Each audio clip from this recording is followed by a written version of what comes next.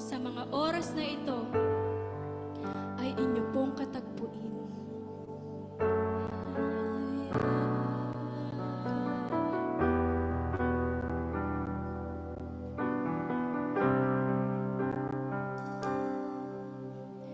Narito kami, nagpapakumbaba, sumasamba sa iisang Diyos.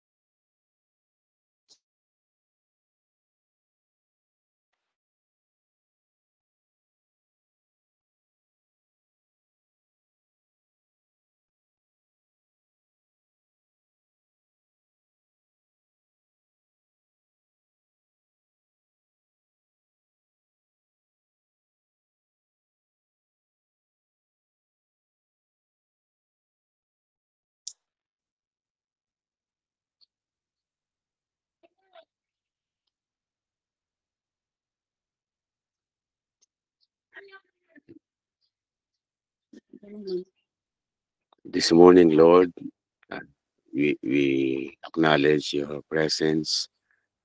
Kami po ay nagtitiwala na kayo ang aming kasama at kami po ay patuloy niyong pagpapalain. Kami po, Panginoon, ay patuloy niyong pagkakalooban ng iyong biyaya na patuloy mong pinasasagana sa amin pong buhay. Naway sa oras na ito, Panginoon, ay pagkalooban niyo po muli kami ng iyong karunungan at kami umaasa ng iyong Espiritu Santo ay patuloy na gumagalaw upang ito, Panginoon, ay magturo sa amin at magbigay ng ilang mga ngusap upang kami po, Panginoon, ay dalhin mo sa iyong pabanal-banalang trono at maranasan namin ang iyong kabanalan. Salamat po. Pagpalain niyo po kaming lahat ng sama-sama. Ito pong aming dalangin sa pangalan ni Jesus. Amen. So, this morning, nais po nating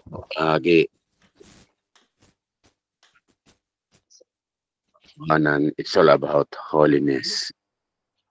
Isang napaka-bigat na salita ng Diyos na alam kong ito ay hindi basta ipinangangaral, subalit hindi kinakailangang lampasan sa ating buhay, because holiness is the key to receiving God's support. Ito po ay susi upang tanggapin natin ang suporta ng Diyos sa ating buhay. So, sisimulan ko po sa isang kwento. It's all about kay Samson. Marami po nakakakilala kay Samson. Ito pong si Samson ay ipinanganak nung panahong ang bansang Israel ay nasa ilalim po ng mga Pilisteo or Philistine.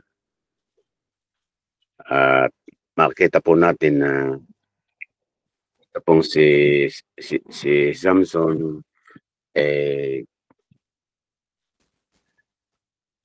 kailangang sundin ng kanyang ina ang lahat ng sinasabi ng anghel na huwag siyang kakain ng anumang mula sa puno ng ubas. Huwag siyang kakain ng anumang mga bawal at huwag rin siyang iinom ng anumang uri ng alak, nititikim ng anumang ipinagbabawal na pagkain. Kailangang sundin ang lahat ng sinabi sa kanya. To make the story short, ito pong si Samuel ay ipinanganak na at siya po ay lumaki at nagbinata hanggang sa siya po ay nakagusto sa isang dalagang taga-Timna. At ito po ay kanyang minahal, kanyang pinakasalan. Subalit, nung lumipas ang panahon ay nakita po natin na ito'y inalaw ng Diyos na mangyari sa buhay niya para yung purpose ng Diyos, yung layunin ng Diyos sa buhay niya ay magampanan niya na gawin ito. At dumaan po ang panahong marami na pong nilupig si Samson ng mga Pilisteo. At ang nangyari po ay nung si Samson po ay nasa Gaza, minsan si Samson ay nagpunta sa Gaza, doon may nakilala siyang isang babaeng nagbebenta ng panandaliang aliw. Siya ay nagpalipas ng gabi roon kasama ang babaeng ito. Nalaman ng mga Pilisteo na siya ay naroon, kaya pinaligiran nila ang lahat ng lugar na yon at magdamag na nagbantay sa pasukan ng lumang lungsod. ipinasya nilang magbantay hanggang umaga upang tiyak na mapatay nila si Samson. Ngunit nang hating gabi na'y pumunta sa pintuang bayan si Samson, inalis ang mga pangharang, poste at tarangka, pinasan niya ang mga ito at dinala sa ibabaw ng tulod ng tapat ng Hebron. At matapos po doon ay si Samson ay umibig na naman sa isang dalagang nakatira sa libis ng Sorek at siya ay si Delilah. So, nakita po natin ang buhay ni Samson since na siya po ay ipinanganak ng kanyang mga magulang, siya po ay ibinukod na upang upang siya po ay gamitin ng Diyos sa isang layuning napakahalaga. Dahil sa ilalim ng pamamahala po ng Palestine sa bansang Israel, gusto ng Diyos na ang bansang ito ay mapalaya sa pamamagitan po ni Samson. Alam natin po ang nangyari na sa buhay ni Samson, bagamat siya'y pinili ng Diyos, ay marami po siyang mga pagsubok, pagtukso at mga pagtatagumpay na hinarap o naranasan sa kanyang buhay. At kung ito po ay ating at kung makikita po natin na ang kabanalan po ay ang kaulugan nito ay separateness o pagkakahiwalay. Ano po? Katulad ni Samson, siya po ay ipinanganak ng Diyos at siya po ay inihiwalay ng kanyang mga magulang. Dahil meron nga pong isang napakadakilang bagay na gagawin siya. Siya po ay winidraw from evil. Ano po? Kaya po, holiness means pagkakahiwalay dahil nakahiwalay o naging upang maging pure. Kaya po, isa sa mga makikita po natin na yung kabanalan ay inihiwalay to purify. So yung purification process ay pinaghihiwalay o sinasala po yung kaniyang buhay. Kaya po the meaning of holiness is paghihiwalay. Ano po, paghihiwalay ang ibig sabihin ng kabanalan. Sapagkat ang Diyos po talaga ay banal. Therefore, God separate from evil, for God is pure. Kaya po, kapag ang issue ay kabanalan, ang salita po ng Diyos, ang salita po ng Diyos na taong nakikinig sa Kanya, ang tao po ay nanginginig sa Kanya kasi po, ang kabanalan ng Diyos at ang Kanyang mga salita at ang tao po ay kailangang sumunod sa Kanya. The pure nature of God is separated from evil. Kaya hindi sapat na banal ang Diyos. Nais po niya na maging banal ang lahat ng kanyang nilikha, katulad ni Solomon, katulad ni Samson. Amen. Ano man pong bagay na nilikha ng Diyos, gusto niyang maging banal. Lalo na po ang tao. Ito po ay ginagawa niyang banal. Even si Samson ay connected to be holy para po sa Panginoon dahil may plano po sa kanya ang Diyos. Kaya kung ang mga bagay na nakikita po natin, katulad ng bato, katulad ng langis, katulad ng mga kagamitan, lalong-lalo na po sa loob ng templo, pinapaging banal po ng Panginoon. Di lalo na po ang tao na katulad ni Samson. Sapagkat ang tao po na katulad ni Samson ay may pinakamataas na uri na nilalang ng Diyos. Sa Old Testament, katulad po ng mga priest, mga Levites, ano po, they are to be set apart. They are to be look different people so that always be reminded that they are different because the Lord makes set them apart to make holy for his making instrument. At yun po ang nangyari kay Samson, ano po. At nakita natin na yung pong pagiging pagkakapili ng Lord kay Samson eh nakita po natin na si Samson chosen by God to help in time of crisis.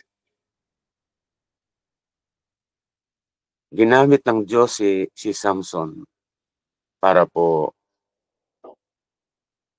ang bansang Israel ay makalaya sa ilalim ng mga Pilisteo. Kaya po pinagkalooban siya ng Lord ng supernatural strength to be able to fulfill their purpose. Ang lakas po ni Samson, supernatural.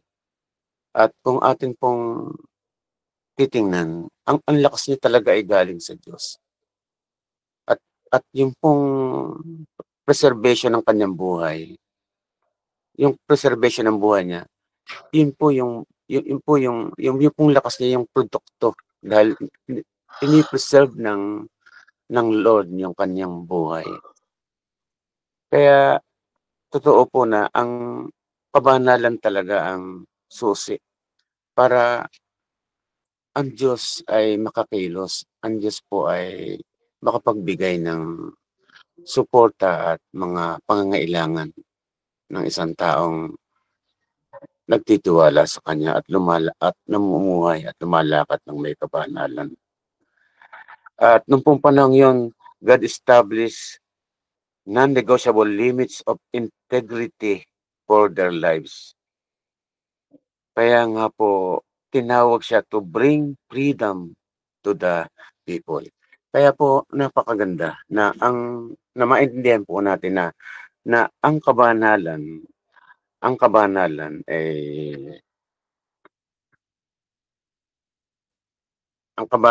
po ay, ang meaning po nito ay chosen by God and set apart to serve Him. A person who wants to be holy for the Lord can't also serve sin, but habits the word or the flesh. Hindi po talaga pwedeng ang kabanalan ay isang panlabas lamang na uri ng kabanalan.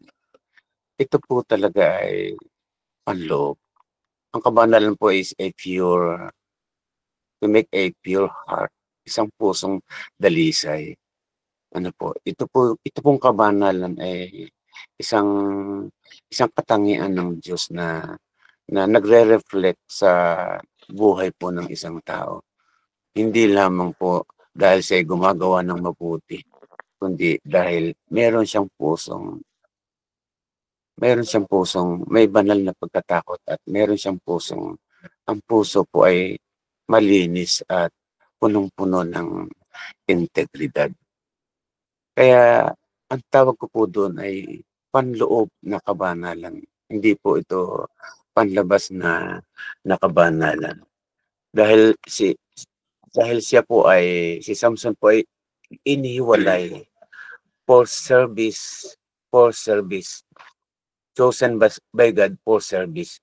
Kasi po hindi na kontento ang Diyos na siya lang ang banal. Dapat ang lahat po ng kanyang creation,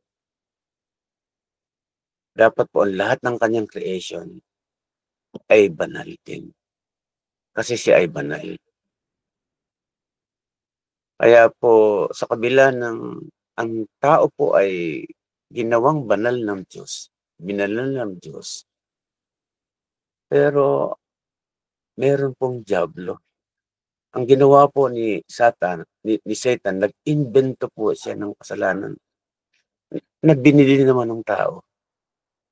Kaya ang tao po ay nahiwalay sa Diyos at napasa kay Satan.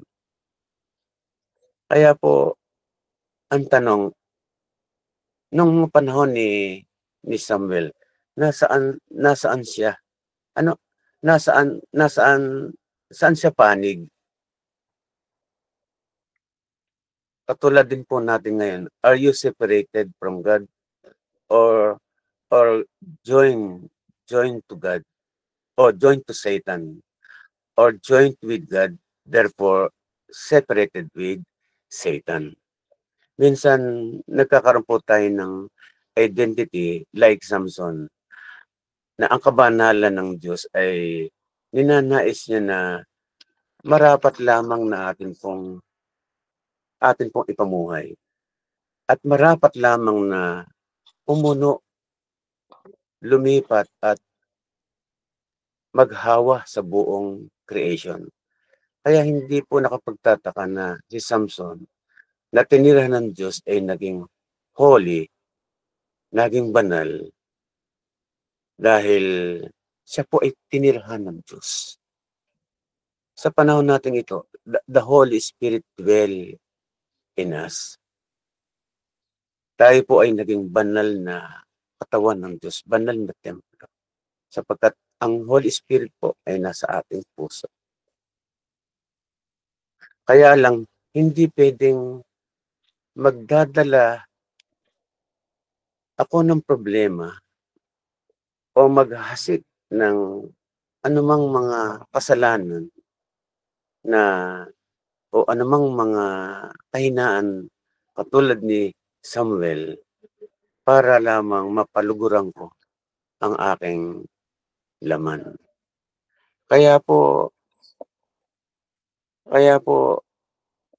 walking according to the flesh and not in accordance with the Holy Spirit.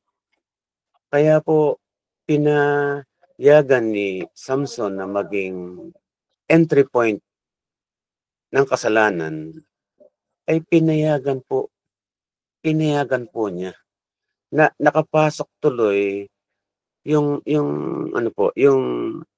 kasalanan sa kanya. Napakahalaga na hindi dapat payagan na tayo po ay pasukan ng tukso katulad na nangyari kay Samson. Nagkaroon po siya ng ugaling parang kung ano man yung kanyang gusto ay gusto po niyang gawin. Hindi po niya na preserve, hindi po niya na napanatili na yung ipinagagawa ng Diyos sa kanya ay kanyang gawin. At may mga bagay na hindi po ito ipinagagawa ng Diyos sa kanya. Kaya lamang ay kanyang nagagawa. Katulad po ng muling umibig siya sa isang Pilistine na alam naman natin na sa panahon natin ito ay hindi tayo pwede talagang pamatok sa hindi mananampalataya. Kaya po maliwanag na nagkaroon ng mali siya o desire o pag-iimbot ang dahilan para pumasok si Satanas sa kanyang buhay. Kaya dapat lahat po ay binabantayan ang sarili, especially the most sacred, ang ating puso, ang ating pong kaluluwa, at ang ating katawan. Kaya ano po ang nangyari? Si Samson na nalibang at nadaya ni Satanas ay siya po ay nahuli ng mga Pilisteo. Dahil nakita po ni Delilah na madaling madala. At yun ang sinamantala ng dyablo ni Satanas sa buhay ni Samson. Kapag po inaalaala natin na ang atin pong katawan ay templo ng Diyos, sacred at instrumento ng Diyos, katulad ng buhay ni Samson, dapat po talaga ay inilalagay natin sa lugar. You will not be permit to many temptation and impurities. Sa po ng 1 Peter chapter 2 verse 9, we are chosen like Samson. We are chosen people, a royal priesthood, a holy nation people belongs to God so that we can declare praises to God. Kaya po sa aking pagtatapos, papaano ko po mapapagtagumpayan, papaano ko po papanatilihin na ang kabanalan ay mag-preserve, mapanatili ang akin pong buhay sa lahat ng mga gawa ng kaaway, sa lahat ng mga pandaraya ng dyablo. How can I declare the praises with God? Kaya po kung invalidated ako doon sa power na ipinagkaloob sa akin by being impure, ay tiyak na hindi po ako magtatagumpay. How can you declare? Paano ko idideklara the praises of God when what comes out of our mouth are curses and negative things? How can I declare the praises of God when we live defeated life? Katulad po ni Samson. Kaya nga po, ang challenge ko ay, are we declaring who God is in our lives? So that I declared and decree that be holy, because the Bible says, I am holy. Be holy because I am holy.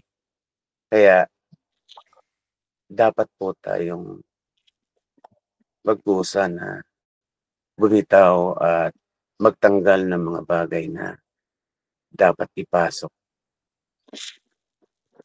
sa ating buhay. Dahil doon baka po tayo malagay sa panganib like Samson.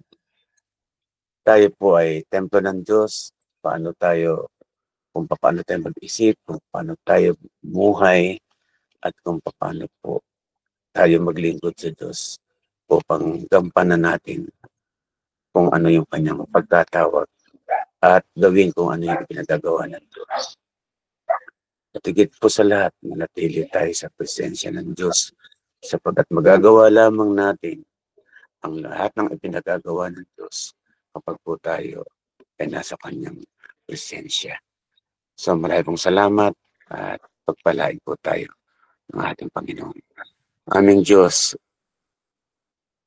naway kami patuloy mong dalhin sa perfect environment na kung saan ang banal mong presensya ay patuloy na tagahari sa aming buhay. Aming Diyos, dalhin mo po kami sa isang safest place na kung saan ang iyong presensya ay patuloy po namin naranasan upang ito'y pumuspos sa aming buhay hanggat ang aming mga kaluluwa at espiritu at katawan ay ma-separate mo, Panginoon, ihiwalay mo sa lahat ng mga tukso at mga pandaraya ng dyablo sa aming buhay. Salamat po sa iyong angking kabanalan. Salamat sa likas mong kabanalan, Panginoon, na nagre-reflect sa aming buhay. Sapagkat ayaw mo lang, ikaw lang ang maging banal, kundi gusto mo rin kami maging banal dahil kami po ay nilikha mo ayon sa iyong wangis, ayon sa iyong kabanalan at iyong kapangyarihan at ang iyong kalikasan. Aming Diyos, salamat po, Panginoon, na kami po ay pinili mo katulad ni Samson. At gusto niyo pong kami magtagumpay sa lahat. Kaya, Lord, we do acknowledge your presence. Alam namin, Panginoon, your presence is the perfect environment para kami po, Panginoon, ay magawa kung ano po yung pinagagawa. Ganyan na ang iyong kabanalan ng susi upang kami po ay magtagumpay laban sa mga gawa ng Diablo sa buhay na ito. Maraming pong salamat. Binabalik ko po sa iyo lahat ng papuri sa pangalan ng ating Panginoon Jesucristo. Amen.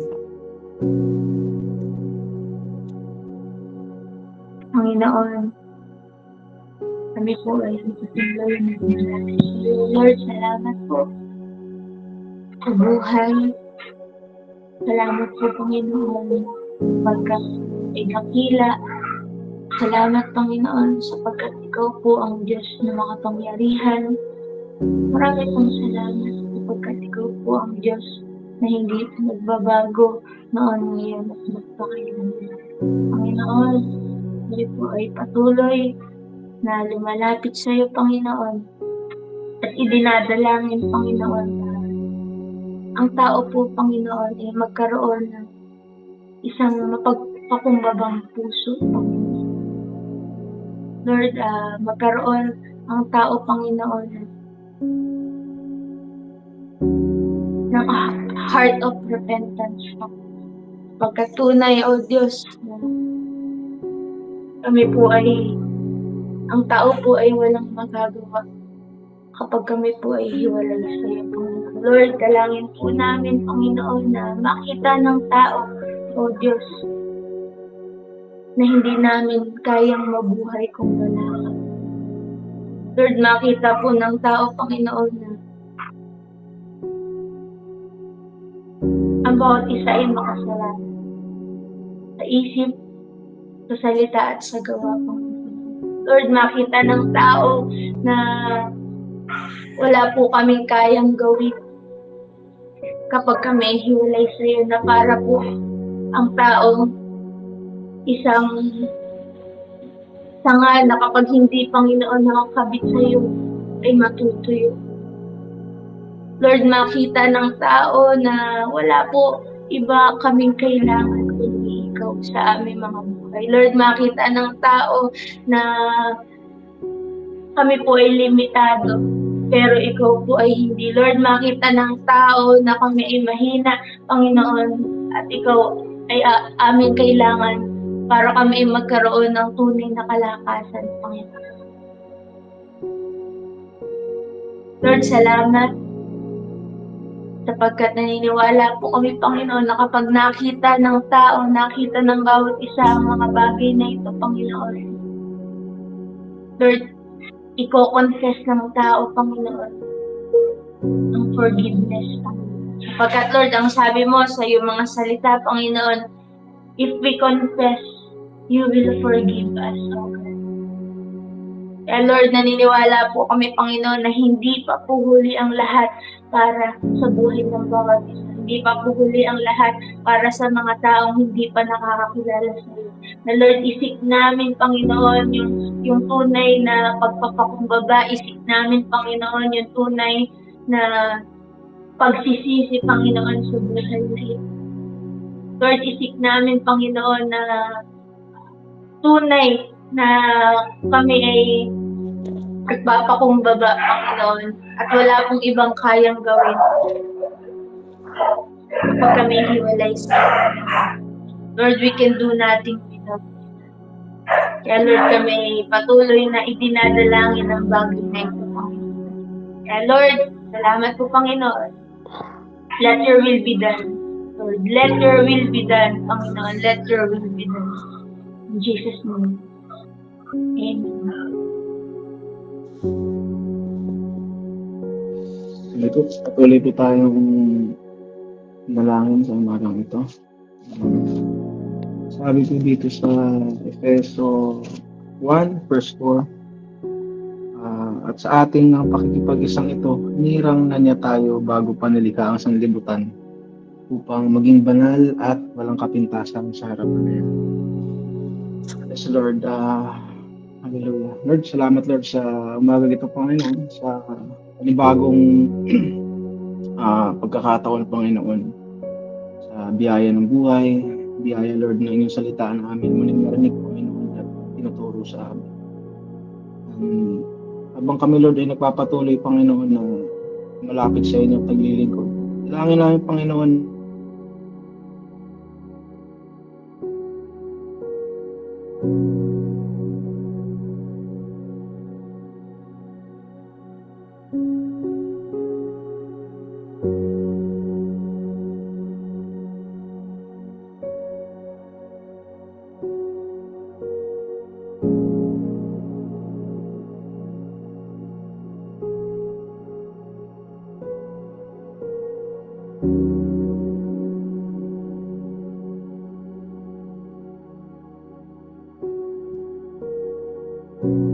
Panginoon, marami pong salamat sa araw na ito.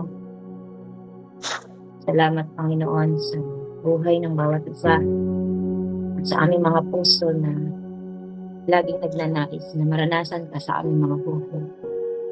Wala yung boses mo. Salamat muli sa panibagong araw. Lord, sa ika-8 days po ng aming plan. Yung kasunod. Salamat, Panginoon, sa iyong mga salita na magdadala sa amin patungo Nawala. sa Sabi mo, kabanalan. wala. Lord, this morning we are I-update praying mo. for the strength sa buhay Okay na? po ng bawat Okay na? isa Tama. upang mapagtagumpayan namin lahat-lahat ng mga bagay sa buhay namin. As a disciple of Christ, Panginoon, we need to be disciplined in all aspects of our life, sa lahat ng aspeto, Panginoon, ng aming buhay.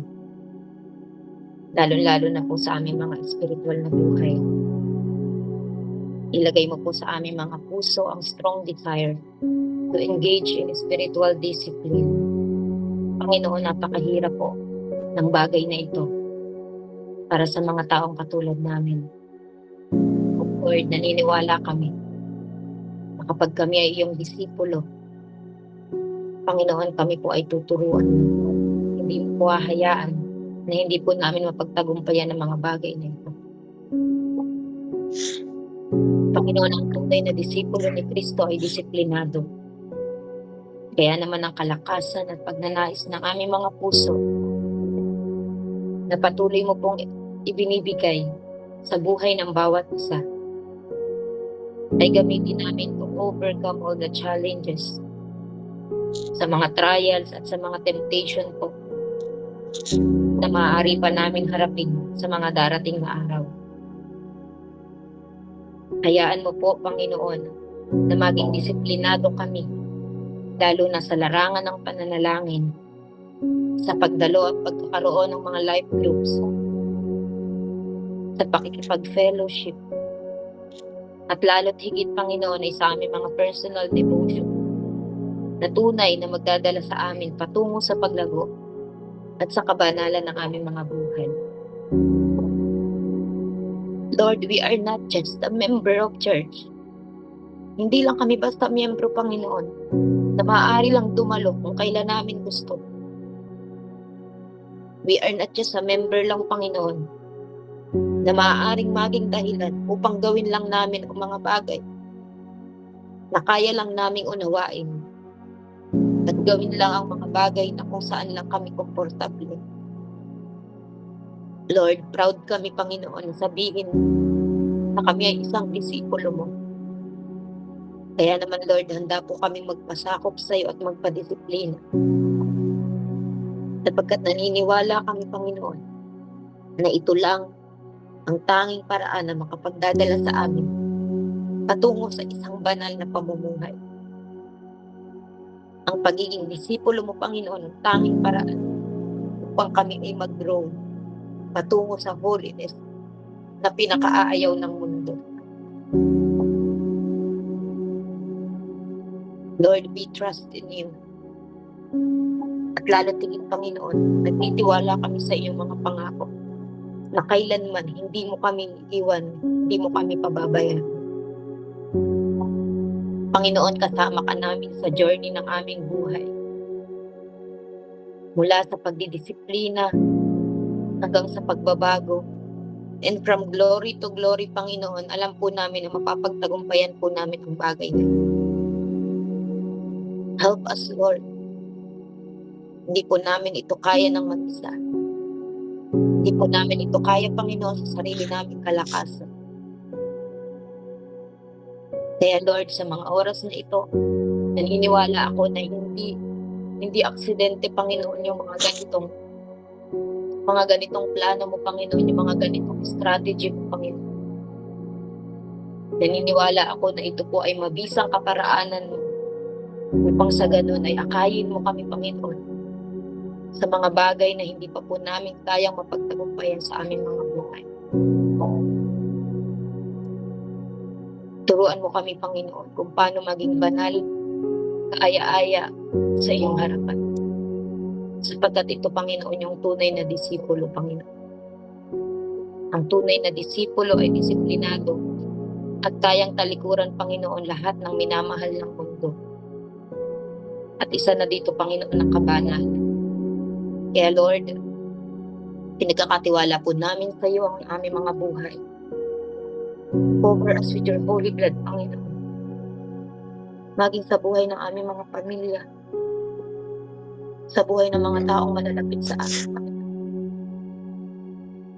Turuan mo kami, Panginoon, na akapin, mahalin, Panginoon, kabanalan mo. Marami pong salamat. Patuloy ka po namin itinataas sa aming mga buhay. Ito po ang aking panalangin sa pangalan ni Jesus. Amen. Papatuloy pa naman. Lord, lapit, Lord. Inyo. Habang kami po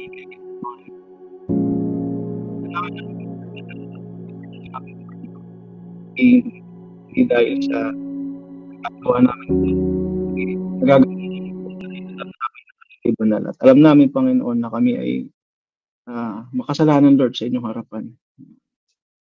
Di namin, Lord, na kayang pagtagumpayan ito kung hindi dahil nalaman namin kung gaano kayo kabuti, gaano kayo kabanal, gaano ang inyong pag-ibig, Lord, para sa aming Panginoon.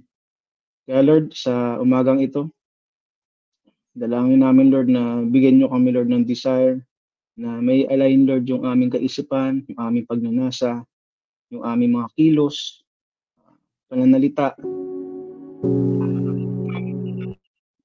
dapat na gawin ay naayon, Lord, dahil sa inyong kabanalan. Hindi dahil dun sa mga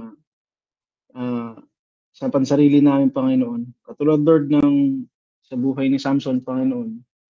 Nawa, ipaalala niyo, Lord, sa bawat isa, Panginoon, na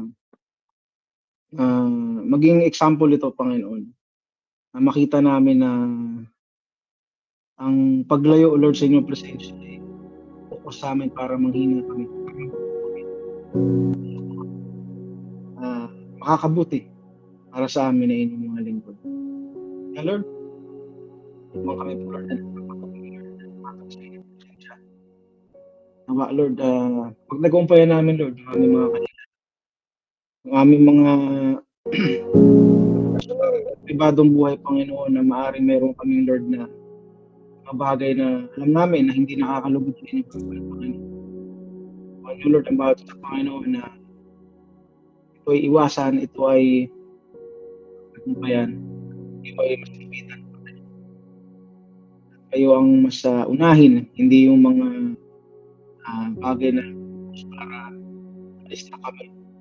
Araw-araw ng buhay, Panginoon, turuan niyo kami na mas lalong pagigihan pa. Aralin yung salita sa aming mga devotions, aming gabasan ng salita sa aming kuwain, cell group, at even din sa Lord sa aming supporting Panginoon. Ito ay maging way para exercise namin, Lord, aming patuloy na pagiging banal sa inyong harapan. Lord, salamat sa ilan po namin. Salamat, tinataas ko lahat. Yung aking pangalan, sa pangalan ng Panginoong Jesus. Amen.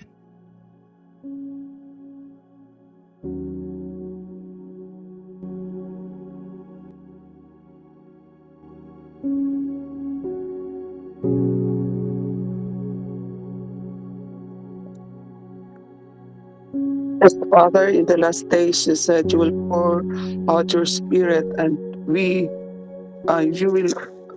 old men will dream dreams, and you will magpapaunawa ka sa amin. Ang yung Holy Spirit ang magbibigay sa amin ng understanding to help us, to empower us, oh God, na magawa namin ang kalooban mo. Kaya patuloy kaming nagpapakumbaba sa iyong harapan na indeed, so that you will, yung pagpakumbaba sa iyo, that's the meaning na ikaw ang bumaba sa amin, ikaw ang bababa sa amin, i-empower mo kami, Panginoon, na to act, O Lord. Ikaw ang nagbibigay ng power to change us, O God, to act, O Lord, sa iyong mga salita. Just like the time when Saul